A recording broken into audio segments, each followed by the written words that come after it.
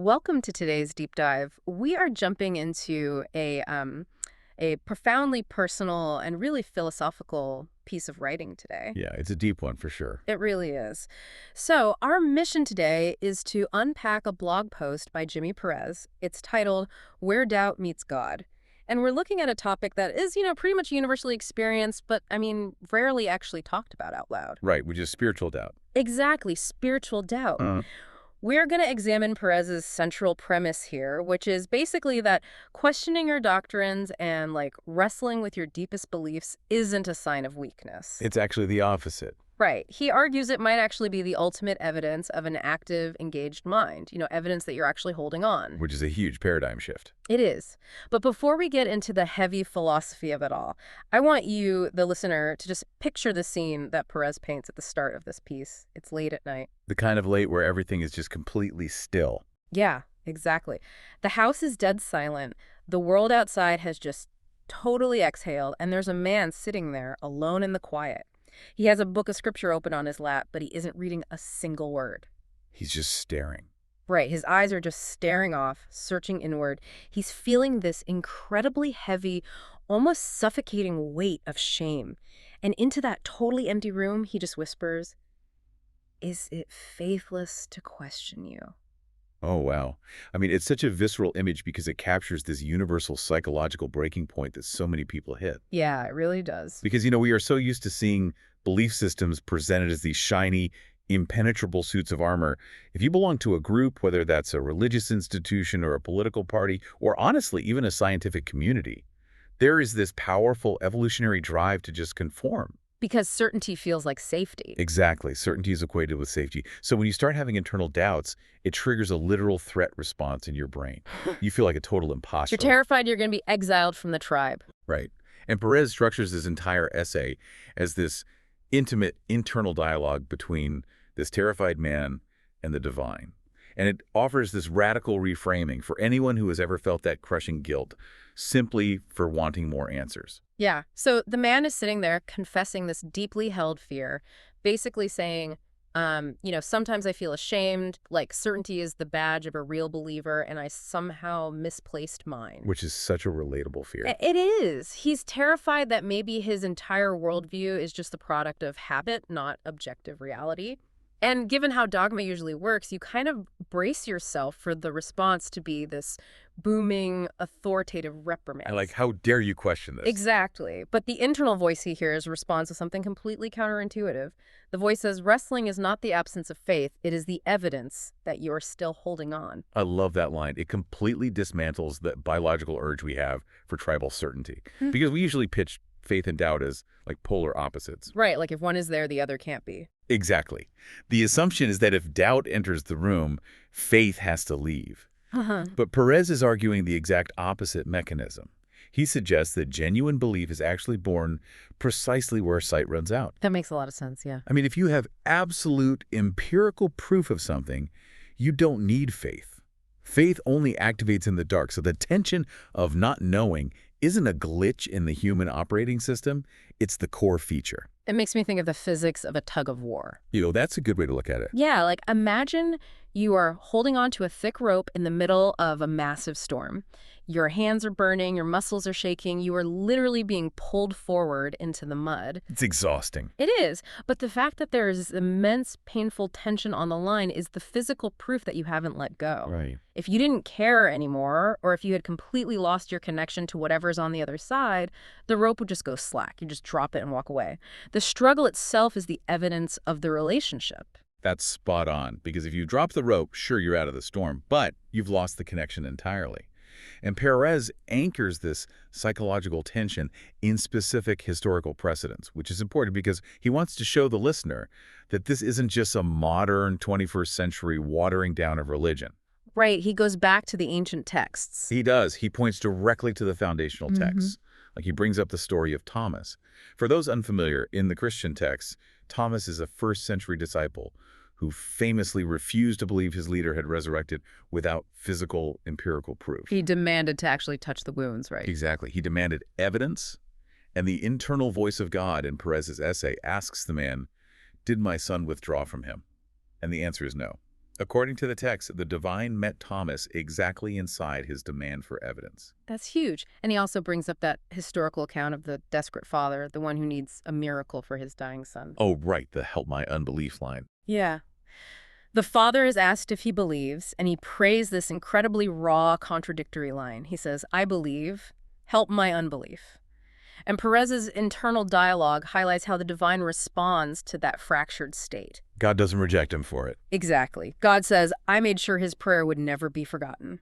And it wasn't. It's codified in the text forever. You see the exact same mechanism in the ancient Hebrew poetry, the Psalms too. I mean, these are texts filled with brutal accusations, with intense grief. People are literally screaming, why, at the sky in the midst of terrible suffering. Yeah, the songs are surprisingly raw. Very raw. And in Perez's framework, God's response to all of this uncomfortable, angry emotion is simply, I am not threatened by your honesty. I am not threatened by your honesty. Wow. It's a massive paradigm shift. Yeah. It basically asserts that whatever the divine is, it isn't fragile. It doesn't require human beings to suppress their intellect or, pretend they have it all figured out just to appease some cosmic ego. Okay, so once the narrator accepts that his internal doubt isn't a sin, it completely shatters the walls of his little echo chamber. It has to, yeah. Right. And without those defensive walls, his immediate next crisis is looking outward at the rest of the world. Because if the divine isn't threatened by his honesty, his curiosity naturally leads him to explore other traditions. Which is where things get really scary for him. Totally. He explicitly mentions reading about Buddhism, Taoism, and Hinduism, but then that familiar cognitive dissonance kicks right back in. He asks, why does my curiosity feel like a betrayal? It's the psychological terror of the slippery slope. Yes. It's that fear that if you look too closely at a competing ideology, you might accidentally step onto it and never find your way back to your own foundation. It's terrifying. It is. But the internal dialogue answers with a really vital distinction. It says, to examine is not to bow. You may seek without surrendering your discernment. To examine is not to bow. I mean, if you are listening to this right now and feeling a knot in your stomach, you definitely aren't alone. It is genuinely terrifying to step outside your worldview to investigate others. Because you feel like you're risking the collapse of your entire foundational belief system. Right. If you take off the blinders and really look at the globe, you are forced to confront the fact that billions of people believe totally different things. And the narrator hits this wall hard. He calls it the geography of belief. Which is such a great phrase. It is. He Yeah. asks, am I Christian because it is true or simply because it is near? Like, am I just a product of the zip code I was born in? That is the ultimate existential dread for anyone who grew up inside a specific religious culture. But Perez tackles the nature of truth head on here. The response the narrator gets is, you are shaped by geography, but truth is not. That's a profound answer. It really is. Perez is illustrating that a fragile belief system demands strict isolation. Yeah. It needs to ban books, silence questions, keep its followers away from outside influence. But a robust belief system actually invites comparison. Because it's not afraid of it. Exactly. The voice tells him truth does not fear investigation. If a principle is universally real, it shouldn't require this protective psychological bubble to survive contact with the outside world. And Perez actually points to the Apostle Paul to back this up. So for context, Paul was one of the earliest and most influential architects of the Christian church in the first century, and he famously warned his followers about being taken captive by a hollow philosophy. Right, which usually gets used to shut down questioning. Exactly. The narrator is worried he's violating that rule by reading Eastern philosophy. But the voice clarifies that Paul warned about captivity, not contemplation. That's a huge distinction. Right. You are fully allowed to contemplate. You are allowed to recognize the beauty and wisdom in other traditions without being taken captive by them. You don't have to be afraid of wisdom just because it originated in a different hemisphere. And the narrator acknowledges the profound insights found in figures like the Buddha and Lao Tzu. And the internal voice validates that. It does. It states, wisdom is scattered generously across humanity. But, and this is where Perez masterfully pivots the essay, acknowledging universal wisdom eventually forces a collision. A collision with what? With the very specific, very unavoidable claims made by the central figure of his own tradition, which is Jesus. Right.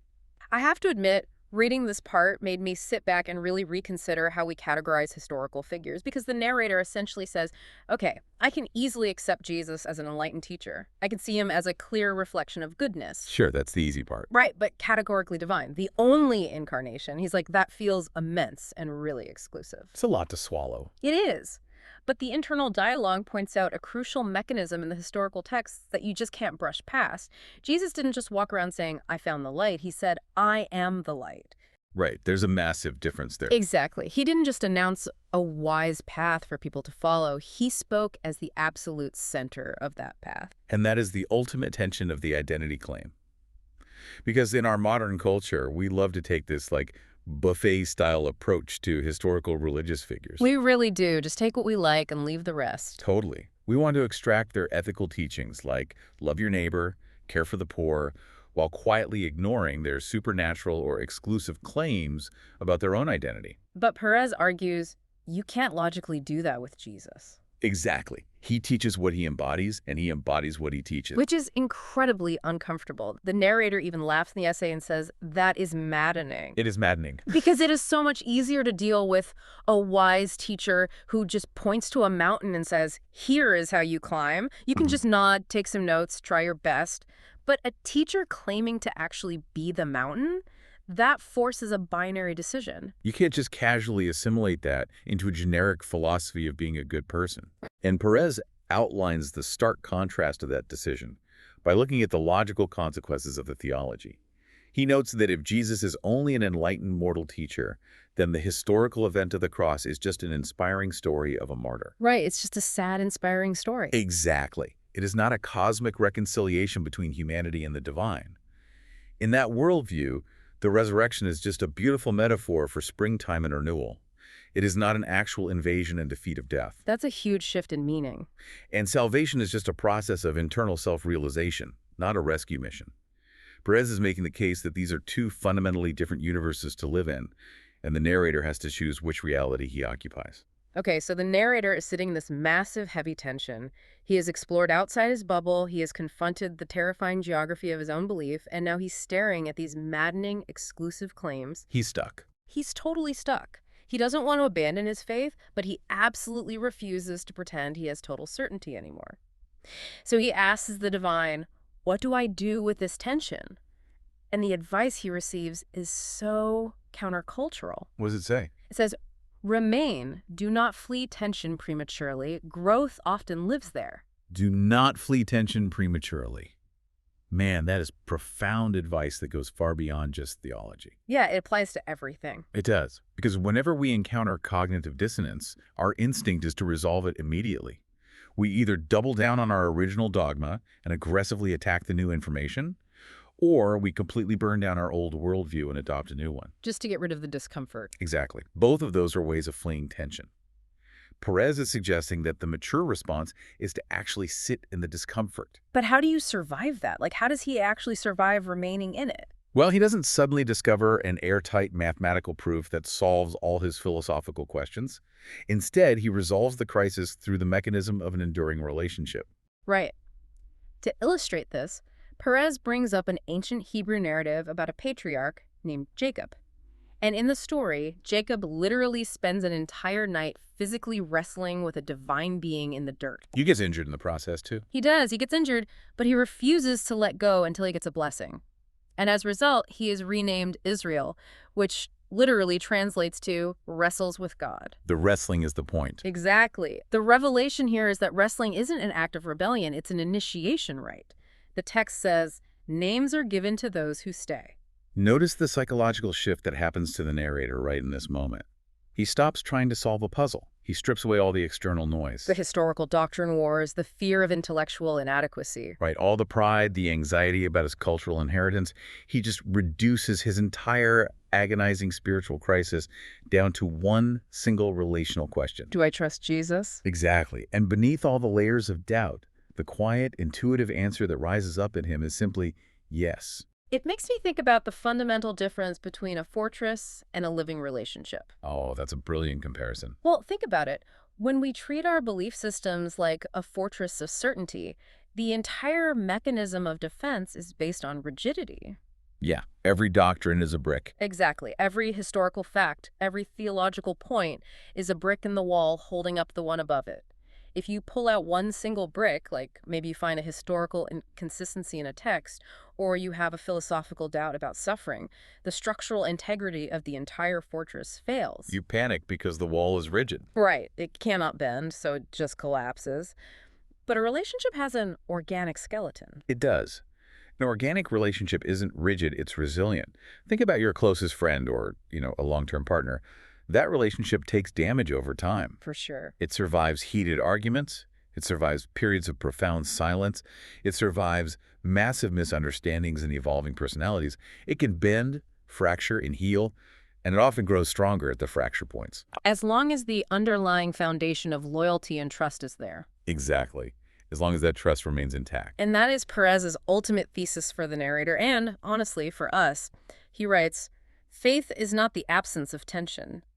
It is loyalty in its midst." Loyalty in its midst. The narrator realizes that his late-night panic attack of doubt wasn't a doorway out of his faith at all. It was actually a doorway in. The doubt acted as a solvent. Yes, it burned away the superficial, inherited, culturally comfortable belief system he was hiding behind, and it forced him to forge a genuine, tested connection. He walks away acknowledging he doesn't possess an airtight theology anymore, but he possesses a person he cannot quite let go of. And that transition, from seeking absolute certainty to embracing relational trust is just deeply liberating. It allows you to engage with the mysteries of life without feeling like a total failure every time you hit a wall you can't see over. Which brings such an immense sense of relief. I mean, if you are listening to this right now, whether you are deeply embedded in a specific religious tradition, or whether you're examining faith from the outside looking in, or even if you're just endlessly curious about how human beings make meaning out of a confusing universe, Perez's essay is a massive collective exhale. It really is. You do not need to pretend to have a flawless, airtight understanding of the cosmos to meaningfully engage with the profound questions of life. The tension in your hands just means you are still holding the rope. Because Perez discovered that his wrestling wasn't pushing the divine away, it was the very mechanism pulling him closer. Such a powerful thought. It is. So I want to leave you with a thought that expands this beyond just the realm of religion. If absolute certainty is actually a rigid fortress that prevents genuine relationship, how does this apply to the rest of your life? Oh, that's a great question. Are there political ideologies or scientific assumptions or even personal narratives about yourself where your demand for absolute certainty is actually killing your ability to discover the truth? What if the intellectual or spiritual question that scares you the most right now isn't a threat to your worldview, but the exact doorway you need to walk through to finally understand it?